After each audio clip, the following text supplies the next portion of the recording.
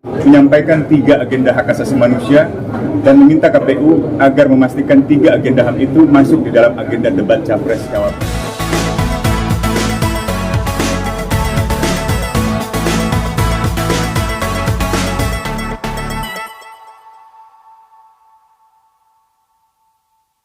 Ketika ada penolakan dari pemerintah pusat, penolakan dari pemerintah Aceh, penolakan dari aparat keamanan, masyarakat setempat dalam tahun-tahun sebelumnya selalu berusaha menolong mereka. Mereka mengatakan, misalnya Panglima Laut, salah satu Panglima Laut di sana mengatakan kepada saya, kami diajarkan oleh nenek moyang kami, turun-temurun kami, leluhur kami, untuk menolong siapapun orang yang ada dalam bahaya di laut. Indonesia adalah negara yang meratifikasi hukum kelautan. Indonesia adalah negara yang meratifikasi konvensi penyelamatan penyelamatan maritim. Maka Indonesia punya kewajiban untuk melindungi mereka. Bahkan Presiden telah menerbitkan peraturan Presiden tentang penanganan orang-orang yang meminta tolong, yang mengibarkan bendera putih di tengah laut dan meminta pertolongan kepada Indonesia. Dan Indonesia meratifikasi begitu banyak hukum internasional yang salah satu prinsipnya melarang Indonesia, melarang setiap negara yang menandatangani konvensi itu untuk misalnya mengembalikan seorang pengungsi ke negara asalnya. Karena itu bertentangan dengan prinsip non-refoulement, prinsip tidak boleh mengembalikan ke negara asal karena ia justru akan mengalami kematian.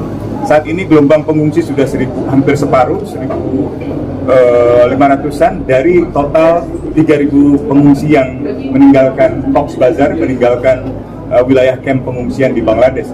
Bangladesh juga bukan negara ratifikasi pengungsi, Bangladesh bukan negara yang ekonominya maju, sehingga mungkin juga kewalahan, dan mereka juga mungkin mendapatkan fasilitas yang terbatas sehingga mereka mencoba mencari tempat yang lebih baik. Kalau dari pengalaman terdahulu, mereka selalu ingin ke Australia, karena Australia dianggap telah meratifikasi konvensi pengungsi dan banyak orang-orang yang dari Afghanistan, dari Syria yang berlari ke Australia lalu memiliki masa depan yang lebih baik. Atau alternatif kedua, mereka ingin ke Malaysia setidak-tidaknya karena secara ekonomi lebih menjanjikan.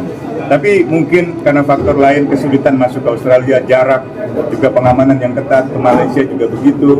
Sementara Indonesia mungkin lebih longgar, dan di sisi lain Indonesia mungkin paling realistis mengingat perahu mereka, perahu yang sangat terbatas, mungkin mesinnya sudah mati di tengah jalan, perahunya sudah bocor, beberapa kali kejadian ada yang meninggal dan terpaksa ditenggelamkan di laut. Jadi Indonesia menjadi satu-satunya, dan saya harap sekali masyarakat yang menolak itu untuk mengubah niatnya, mengubah penolakannya menjadi sikap yang lebih bersolidaritas secara kemanusiaan, karena mereka adalah manusia.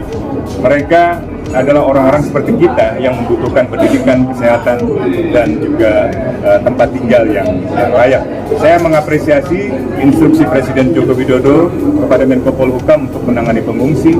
Saya mengapresiasi pandangan Wakil Presiden Ma'ruf Amin yang juga sedang menimbang alternatif di Pulau Galang sebagai tempat di mana para pengungsi itu mungkin bisa ditampung. Jadi saya berharap sekali Indonesia menunjukkan bahwa Indonesia memang layak menjadi pemimpin ASEAN. Bahkan Indonesia bisa mengoptimalkan kerjasama dengan negara-negara ASEAN di dalam menangani masalah-masalah pengungsi Rohingya.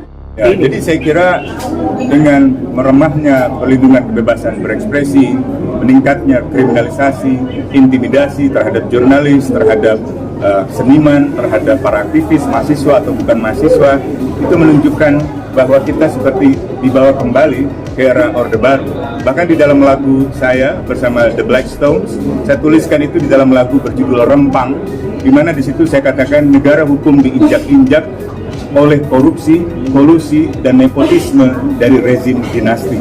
Tetapi masyarakat, saya kira sekarang ini sedang berusaha untuk melawan kemunduran ini, ditambah lagi dengan gejala-gejala lain yang juga mencerminkan karakter pemerintahan Orde Baru yang otoriter. Dalam pertemuan dengan Komisi Pemilihan Umum kemarin, saya bersama rekan-rekan di Amnesty International menyampaikan 3 agenda hak asasi manusia dan meminta KPU agar memastikan 3 agenda HAM itu masuk di dalam agenda debat Capres Cawapres. Yang pertama adalah agenda hak asasi manusia tentang kebebasan berekspresi. Bagaimana visi mereka, misi mereka. Yang kedua adalah agenda tentang akuntabilitas aparat keamanan. Jadi kalau ada tragedi kanjuruhan kembali, itu harus ada proses pertanggungjawaban yang benar. Kalau ada pemilihan umum yang menghasilkan selisih hasil, lalu ada protes di Bawaslu, tidak boleh ada penyiksaan, tidak boleh ada penembakan, tidak boleh ada kekerasan yang berlebihan. Yang ketiga adalah agenda hak asasi manusia tentang penyelesaian pelanggaran HAM berat, baik di masa lalu maupun yang sekarang ini sedang berlangsung. Kami meminta KPU untuk memasukkan agar agenda HAM resmi tercantum di dalam isu yang akan dibahas atau disampaikan oleh para panelis dalam debat Capres dan Cawapres.